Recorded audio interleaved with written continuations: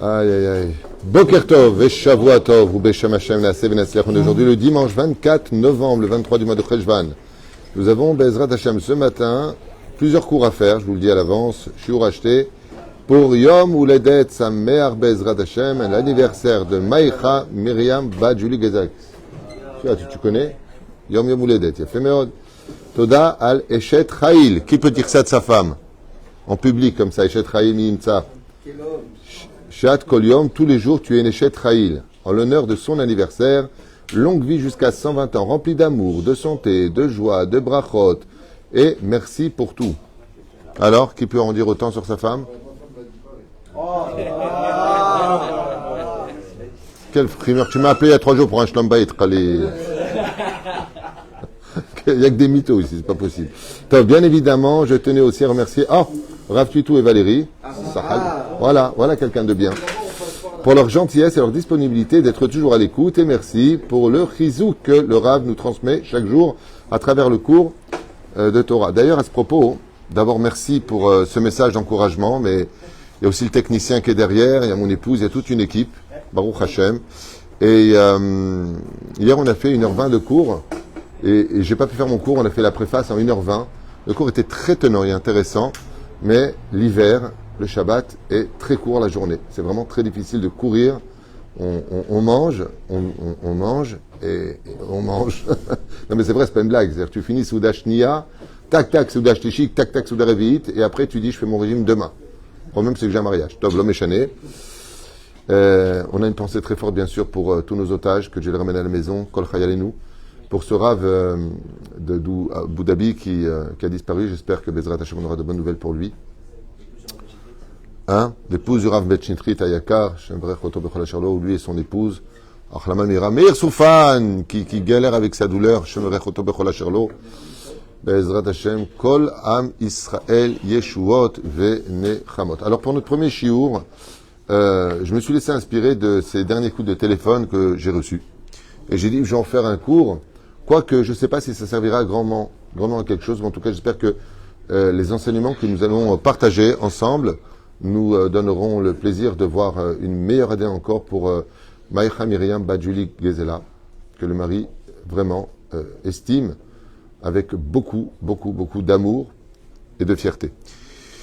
Yom Uledet Shameach Tzadika Bezrat Hashem, et on commence notre shiur. Je dois avouer que, au fur et à mesure de mes rencontres et au fur et à mesure des téléphones que je reçois, il y a une espèce de problématique. Juste, tu peux leur demander. Merci. Il y a une espèce de problématique qui ne risque pas de s'arranger si les gens ne vont pas s'arranger eux-mêmes. Je m'explique clairement. La fin des temps, comme vous pouvez le constater, est empreinte de beaucoup de difficultés, mais aussi beaucoup de bonheur. Les temps modernes nous offrent aujourd'hui des possibilités de pouvoir accéder à l'étude de la Torah, à des déplacements faciles. On peut partir, par exemple, je dis n'importe quoi, mais juste un exemple, on peut partir le matin, j'ai un copain qui l'a fait, donc à Ouman, il est revenu le soir. C'est quand même fou. Parti, 3 heures de route pour aller là-bas, il est revenu le soir, à 2 heures du matin, mais il est revenu. Je suis d'avoir que le modernisme nous a offert beaucoup de possibilités. Aussi, grâce à Internet, aujourd'hui, on peut travailler à distance. On n'est pas obligé de rester géographiquement sur le même lieu. Ce qui fait que le modernisme a du bien. Le problème, c'est qu'il a aussi du mal.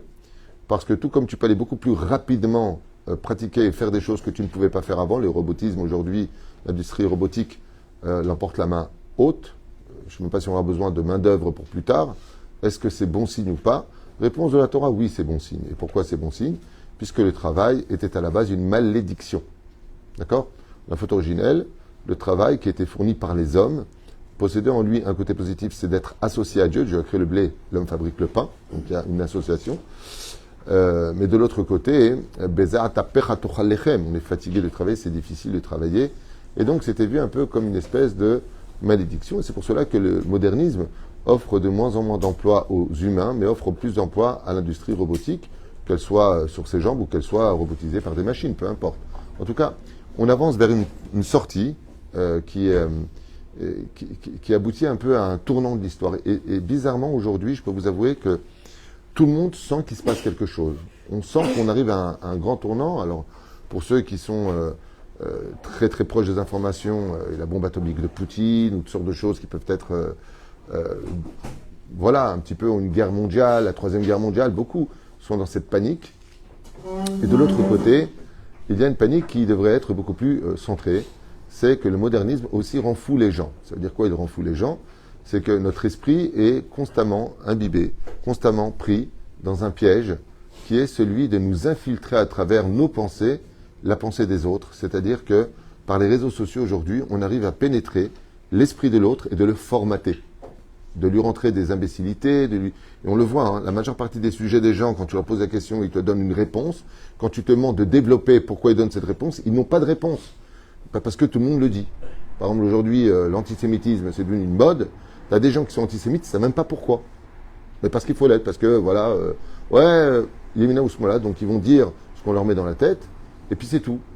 Là, il y a eu 400 ans d'esclavage des personnes de couleur, comme vous le savez, 400 ans, et c'était horrible. Les nordistes, les sudistes, il faut voir comment ils ont traité les personnes qui venaient d'Afrique, les Afro-Américains. Ok ? Aujourd'hui, depuis Starsky et Hutch, on a rentré dans la tête des gens. Vous regarderez bien, tous les commissaires, ce sont des gens de couleur, tous les patrons de gens de couleur, toutes les personnes qui réussissent dans de couleur, et c'est pareil pour les femmes. Avant, les héros, ça a toujours été des hommes, maintenant on veut faire des femmes plus que les hommes, donc toutes les héroïnes, c'est que des femmes. C'est les femmes qui défendent les hommes, c'est les femmes qui sont les héroïnes, c'est elles qui sauvent le monde. Mais c'est fou combien l'industrie cinématographique et médiatique arrive à tromper, en fin de compte, pas l'idéologie universelle, mais ce que toi tu pourrais penser personnellement. On te le retire. Et les numéros 1 de cela aujourd'hui, qui piègent le monde, sont les comiques, qui ne font que de la politique. Regardez bien ce qu'ils transmettent comme message. Ils font d'une personne qu'eux ils estiment un héros, avec de l'humour bien sûr, et ils vont faire d'une personne qu'eux n'estimeraient pas un clown qui a ruiné ou emmené le pays à sa perte, ou peu importe. C'est fou comment, d'un côté comme de l'autre, il n'y a pas ce problème. Regardez, c'est un système extraordinaire au niveau politique. Est-ce qu'on peut se moquer de Poutine en Russie? Absolument personne, je vous le dis. Il y a une comique qui s'est moquée de Poutine, elle a été arrêtée. Ok? Vous savez pourquoi? Ne rentre pas des mauvaises choses dans la tête des gens. Pour eux, je parle pour eux, je ne parle pas de ce que fait ou pas Poutine, peu importe. Mais je le prends juste en exemple. La Corée du Nord, ok? Essaie de te moquer du président qui est un fou furieux, ceci étant. Mais vous n'allez pas commencer à rentrer des idées dans la tête des gens. Et ça ne veut pas dire qu'il aimait de son peuple, Yangpyong, là, ou je sais pas quoi. C'est pas ça que ça veut dire. Ça veut dire que les gens restent libres de penser. Les gens restent libres. D'ailleurs, là-bas, il n'y a pas d'ordinateur, il n'y a pas d'internet, les coupes. Tu as le droit à 10 coupes, pas plus de cheveux. C'est-à-dire c'est de la dictature, c'est horrible. Mais il faut savoir que Internet impose aussi une forme de dictature pacifiste. Et ça, c'est très dangereux parce que ça nous a transformés en autre nature que nous-mêmes. Et ça, à la fin des temps, on le subit, on le vit. On le vit avec toutes sortes de mal-être. On le vit parce qu'on n'est plus nous-mêmes, on ne peut pas se développer, on ne peut pas s'améliorer, parce que malheureusement, on est entouré de choses qui ne sont pas faites en l'honneur de Dieu, en l'honneur de la société, pour le bien-être de la société. Chacun essaie de tirer le drap là où il veut, chacun aura ses followers, chacun aura ses... mais toi, t'es où, toi, t'es où? Tout le monde se prend pour de nouveaux acteurs, des nouvelles personnes qui vont transmettre des messages, mais qui t'a dit que ton message était bon? Avant de le transmettre, est-ce que tu as vérifié que ce que tu dis est valable et va apporter un avantage pour la société? Parce que pour l'instant, tout ce qu'on peut constater de façon majoritaire, ce n'est pas une généralité non plus, mais de façon majoritaire, c'est que tout ce qui est transmis ne transmet que de la haine. Que ce soit par les comiques, que ce soit par les réseaux sociaux, que ce soit par le fait éducatif. Vous envoyez votre enfant qui vous a toujours respecté dans une école, la première des choses qu'on va lui apprendre, c'est ne te laisse pas faire avec tes parents, s'il y en a un qui te menace, t'appelles la police. Mais attends, où est-ce qu'on va? On ne peut plus éduquer nos enfants, on ne peut plus leur parler, on ne peut plus les mettre en garde sur les mauvaises choses ou les bonnes choses. Résultat des courses, nous avons tué la société moderne. Avec le modernisme qui était un cadeau du ciel, on s'en est servi à mauvais escient et on l'a mal utilisé alors que ça aurait pu être un cadeau pour accélérer les peines des souffrances et nous permettre de mieux nous reposer pour mieux nous retrouver. À un tel point qu'aujourd'hui, on ne s'appelle même plus pour dire bon anniversaire. On a un groupe WhatsApp pour dire bon anniversaire et j'ai fait ma mitzvah. Ça y est, j'ai fait ce que j'avais à faire. C'est chaval meod. Parce que la communication et le contact permettaient de pouvoir arriver à des échanges, et ces échanges nous donnaient des réponses à nos questions qui nous permettaient la réflexion personnelle. Et malheureusement, aujourd'hui, il n'y a plus de personnes, il n'y a plus de personnel. On appartient à des groupes, on appartient à des idéologies, on appartient à de la hasbana, on dit en tunisien, c'est-à-dire ce qu'on t'a rentré dans la tête. Et qui es-tu, toi? Et je trouve que ce cours avec l'anniversaire va très bien parce que quand on fait un anniversaire, on allume des bougies. Je rappelle qu'on ne souffle pas avec sa bouche sur les bougies, c'est assourd chez nous les juifs. C'est comme éteindre une neshama, il ne faut pas le faire. Mais on peut venir avec... et puis on passe la main au-dessus des flammes et puis ça les éteindra. Hein. Mais si on veut vraiment les raviver, ce qu'il y a d'extraordinaire dans le symbole de l'anniversaire, c'est que ces flammes sont censées représenter ta propre vie. Ta vie, qui es-tu toi? Le jour de l'anniversaire d'une personne, c'est le jour de sa réflexion à lui. Qui suis-je? Qu'ai-je fait de ma vie? Et qu'est-ce que je compte faire de ma vie? Alors bien sûr, dans la Torah, vous allez me dire c'est pareil. Pourquoi la Torah, elle ne vient pas te dire comment faire les choses? Les rabbinim que tu as, ils ne sont pas en train de te guider pour te dire qui voter, qui pas voter, où t'asseoir ou pas t'asseoir, comment t'habiller ou pas comment t'habiller, quoi manger ou pas quoi manger. Donc dans ce cas-là, tu peux dire c'est pareil. La seule différence qu'il y a, c'est que la Torah est appelée Tov. Qui Tov li Torah Picha. La Torah est appelée bonheur. La Torah ne nous apporte rien de négatif dans ce monde. Est-ce qu'elle permet, la Torah, qu'un homme insulte sa femme? Non. Est-ce que la Torah permet de manquer de respect à quiconque? Non. Est-ce que la Torah te demande d'honorer tes parents? Oui. Est-ce que la Torah te demande de te lever devant une personne âgée? Oui. On parle de mitzvot. Hein. Est-ce que la Torah t'ordonne de penser aux pauvres? Oui. Alors c'est vrai que c'est une ordonnance. Tu vois, regarde, c'est pas la dictature, ça. Tu prends peine ton chèque, tu prélèves le maaser. Oui, mais cet argent-là, il aide une personne à vivre. C'est pas comme les taxes que nous payons et qui vont là où on veut pas qu'elle aille. Le mec en France, il va payer une taxe, il va payer un étranger qui vient se faire soigner ses dents, alors que le SDF de la rue, il ne peut pas aller se faire soigner. C'est quand même débile, quand même incroyable. C'est-à-dire que tu peux... Ça, c'est de la dictature. Je te prends ton argent, ou alors tu mets de l'argent à la banque, en Israël comme en France. Hein. Tu as ton argent que tu as travaillé, tu as payé tes taxes dessus, tu as payé tes taxes, hein, c'est pas... attention, hein. Et on te demande d'où tu as eu l'argent, comment tu l'as eu. Ouais. Tu viens retirer 15 000 shekels ou tu viens retirer 3 000 euros de ton compte personnel, on te dit non, monsieur. Pourquoi faire? Pourquoi faire quoi? Ben, écoutez, monsieur, je voulais aller aux toilettes, j'ai pas de papier, je fais ce que je veux, c'est mon oseille. J'ai payé mes taxes et j'ai payé mes impôts. Et vous me demandez pourquoi faire de mon argent que j'ai mis chez vous et que vous prenez en plus des intérêts? Ça, c'est de la dictature. Ça, c'est du mauvais. Ça, c'est de la malhonnêteté au col blanc. Je te prends ton argent, sur lequel je t'ai déjà taxé plus de la moitié, mais en plus de ça, je te dirai quoi faire avec le reste de ce qui te reste. Ça, c'est de la dictature. Et ça s'appelle le monde moderne. Au nom de toujours l'hypocrisie de « c'est pour blanchiment d'argent, on veut savoir ce qui se passe ». Mais d'où tu vas? Où tu vas? Où tu vas? Et pour ça, on reste calme, pour ça, on reste dans la passivité, alors qu'on devrait peut-être se réveiller en votant pour des personnes qui ont compris que le système dans lequel nous vivons n'est pas cachère, il n'est pas bon. Nous vivons dans un système très spécial de démocratie qui, en fin de compte, est empreint de dictature. Parce qu'en fin de compte, on te dit, moi je pense libre, mais toi tu vas faire ce que je te dis. Et la Torah, Bezrat Hashem, nous met en garde contre cela. Ce qui fait qu'aujourd'hui, les tsarino arabes, nous sommes arrivés à quelque chose d'un peu étouffant. Les gens, est-ce qu'ils vont bien dans l'ensemble? Non. Est-ce que vous êtes rassurés pour un lendemain meilleur? Non. Au moment où je vous parlais, les sirènes ont sonné à Netanya, à Kfar Saba, où encore? À Ra'anana, à Tel Aviv. Est-ce qu'on est rassuré? Non. Est-ce que quand on rentre chez soi, on est en paix? Non. Est-ce que vous êtes rassuré pour vos enfants? Non. Problème d'alcoolisme, problème de cigarettes, je ne parle pas de cigarettes en réalité, vous avez compris, problème de drogue, d'addiction, de jeu.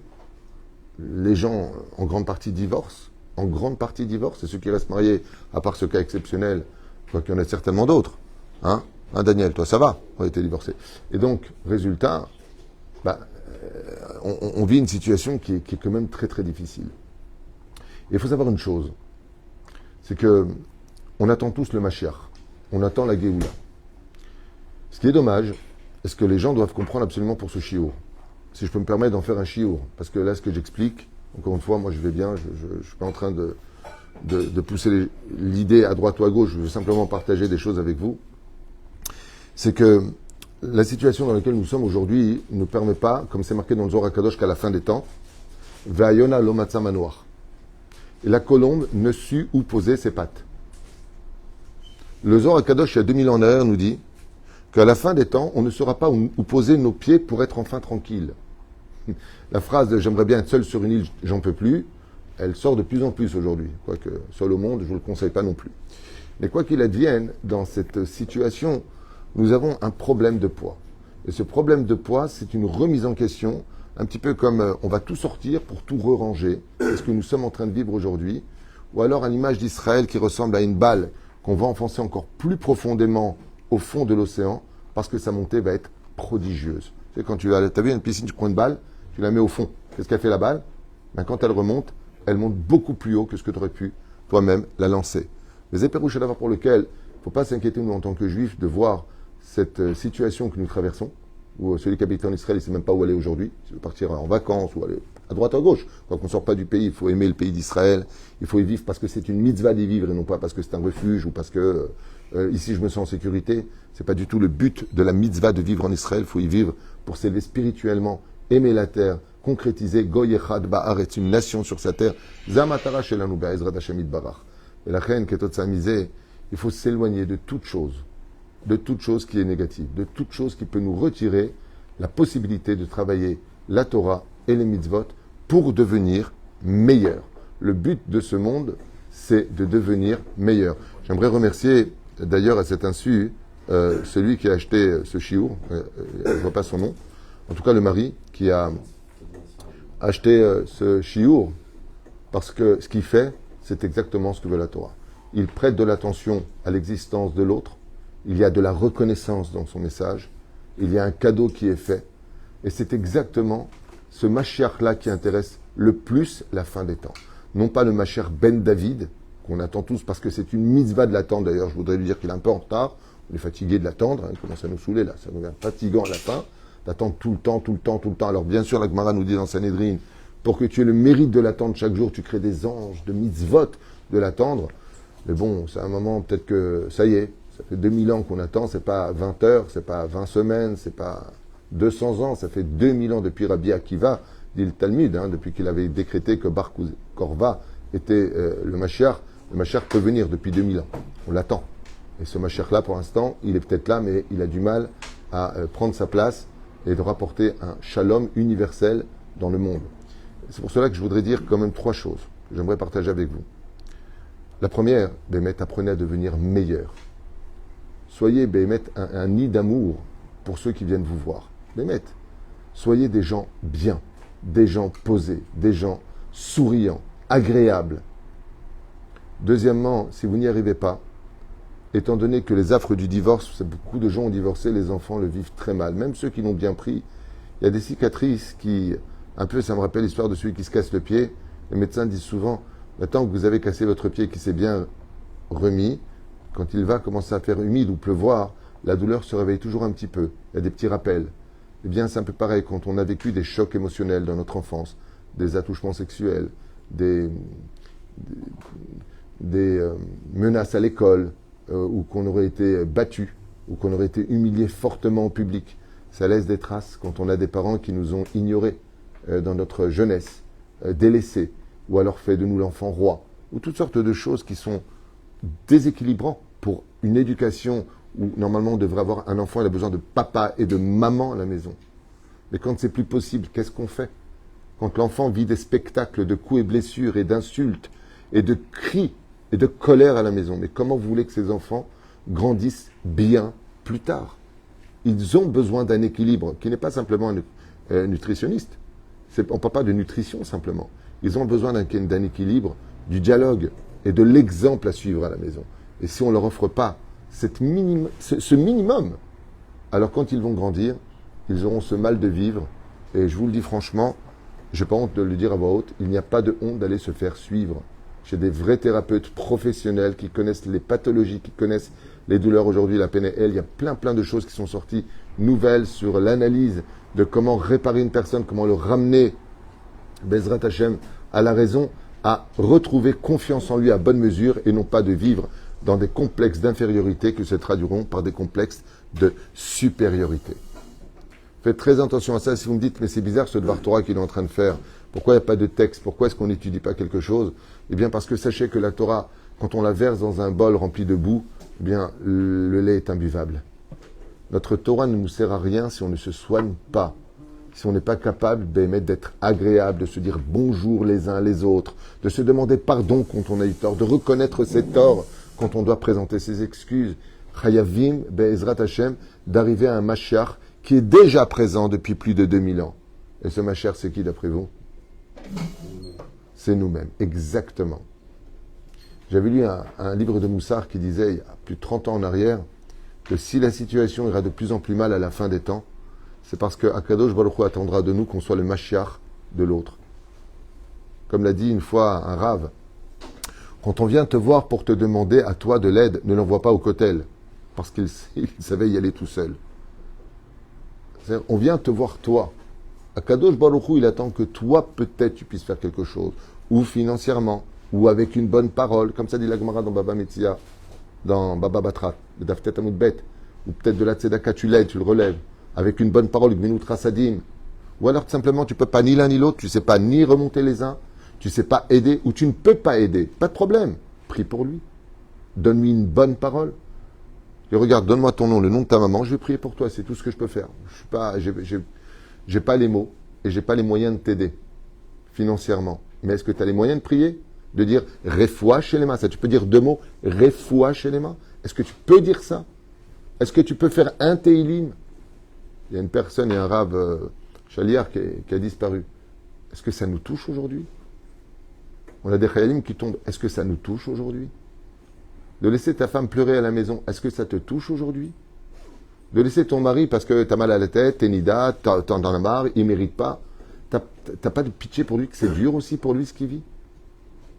Donc si on est tous dans la situation de j'exige d'être compris sans te comprendre, il est évident que le Mashiach ne peut pas venir dans ce genre d'ambiance. Et je vous ai dit qu'il y a 3 Mashiach. Il y a Mashiach ben David, il y a Mashiach ben Yosef, et il y a toi. Toi, tu peux être le Mashiach de ta maison. Tu peux être le Mashiach, homme comme femme, hein, d'être agréable, souriant, avenant, compatissant. D'être quelqu'un qui arrondit les angles, qui va donner du positif là où il n'y en a pas, qui relève le défi d'être le soleil de son propre espace. La malo. Pourquoi tu ne le fais pas? Tu ne peux y arriver que si Bezrat Hashem, tu te nourris de ce que la Torah t'a demandé. Fixe un temps d'étude, va à la prière. Moi, des gens viennent me voir et me dire tout, ça va pas, ça va pas, ça va pas. Je dis, mais tu te lèves le matin à la prière? Non. Tu écoutes des livrets Torah? Non. Mais comment tu peux aller dans la vie? Selon Rabbi Nachman, déjà, ton neshama est malade, que tu le veuilles ou pas. Donc, pour essayer de camoufler ce mal de vivre, parce que notre neshama, comme dit le Rabbi Lubavitch, le Rabbi, il dit, une âme qui vit sans Torah, c'est une âme automatiquement malade. Ça, c'est le Rabbi. Quelqu'un qui vit sans Torah, l'ikboa etim la Torah, sans prière, sans contact avec Hachem, automatiquement, son âme, elle est au régime. Elle ne mange pas, elle ne boit pas. Mashma mikan, qu'elle va essayer de camoufler ça avec plus de bêtises. Plus de sorties, et je m'éclate, et donne-moi une bière, et donne-moi de l'alcool, et ha ha ha, et ha ha ha. Mais c'est du camouflage. Quand tu rentres dans ta réalité, quand tu te retrouves face à toi-même, tu es face à un vide. Ta vie est un néant. Et d'ailleurs, je le dis souvent aux gens. Demain, tu pars de ce monde, en combien de temps on t'oublie? Qui tu aurais été? La réponse qu'on me donne, c'est rien. Et tu n'en as pas marre d'être rien? Tu ne veux pas commencer à devenir toi-même? Parce que si la Torah t'a donné vie, si Dieu t'a donné vie, c'est qu'il estimait que le monde ne peut pas vivre sans toi aujourd'hui. Ça veut dire que tu as un rôle à jouer dans les maillons de l'humanité. On a vu des gens changer l'histoire, pour le meilleur comme pour le pire. On a vu Moshe changer l'histoire de sortir un peuple et d'apporter la Torah universelle. Et on a vu Hitler changer l'histoire et l'emmener dans les pénombres du désespoir. C'est pour cela que le 7 octobre, ce qu'on a vécu, c'est une remise en question qui a relevé la valeur du peuple d'Israël, même si après il a tout été critiqué et autres. Enfin, hein? Le 8, ça a changé. Ouais. Donc la reine Bezrat Hashem, n'oubliez pas ce détail, c'est que notre Torah, elle a besoin de Naaseh Benishma. Elle a besoin de Naaseh Me'atnenu Kelim Kedei Shenochal Lekabel et Torah. Fais de toi un ustensile digne de recevoir cette Torah-là. Et Bezrat Hashem, prenons exemple sur ce merveilleux mari qui loue les valeurs de sa femme en lui achetant un cours pour lequel, je voulais continuer un petit peu. C'est Minashamim que je vois ce premier cours que je dois faire aujourd'hui. qui parle de ce sujet si sensible, c'est d'essayer de se soigner de son mal de vivre. Chacun sait pourquoi, au fond de lui, dans ce qu'on appelle Matzpoun, le subconscient, hein?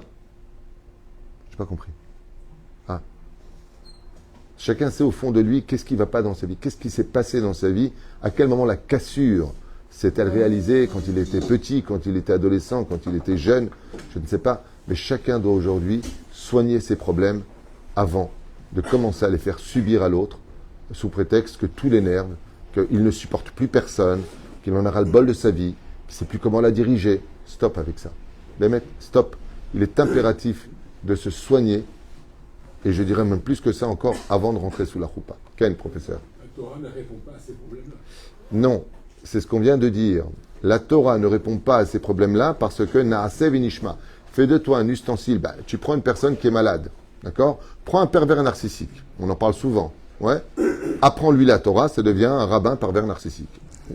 Ça fera pas de lui un homme bon. Pourquoi? Parce que Dieu nous a laissé un savoir-vivre, une façon de nous arranger. Il nous a donné des médecins vérapo-irapé. Pour cela, il y a des médicaments. On ne doit pas hésiter à prendre des antidépresseurs si on est en dépression. Ah non, moi je veux pas, je suis désolé. L'âme. Pourquoi? Il y a quelque part un échec de la Torah.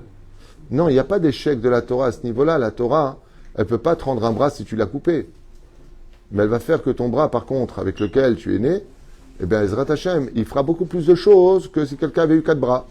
On a vu que le Harizal a fait un travail beaucoup plus important qu'une personne qui aurait vécu 120 ans. On a vu que Rabbi Nachman, en 40 ans, a écrit des œuvres qui ont retourné la tête du monde, et pourtant il n'a pas vécu longtemps. Le Ramchal, pareil. Ce n'est pas la quantité ou l'exactitude de ce que nous sommes qui feront de nous de bonnes personnes. C'est le potentiel qui a été exploité. Il faut savoir qu'en psychologie, ce potentiel-là crée ce mal de vivre quand il n'est pas exploité. Il faut faire très attention à cela. La majeure partie des femmes qui vivent des fois des mal de vivre vient du fait qu'elles savent qu'au fond d'elles, ce sont des volcans qui pourraient, exploser, apporter beaucoup. Et des hommes, pareils, qui ont un potentiel qui... Mais je sens qu'au fond de moi, je peux aller beaucoup plus loin. Et malheureusement, comme le corps déjà nous limite au niveau de l'âme, de la même façon, quand on n'a pas les éléments sur Terre de notre vivant qui nous permettent de sortir de ce contexte petit dans lequel nous sommes, eh bien, on n'avance pas dans l'âge. Regarde, Chaye Sarah. Sarah, on la voit nulle part, elle est juste dans la tente.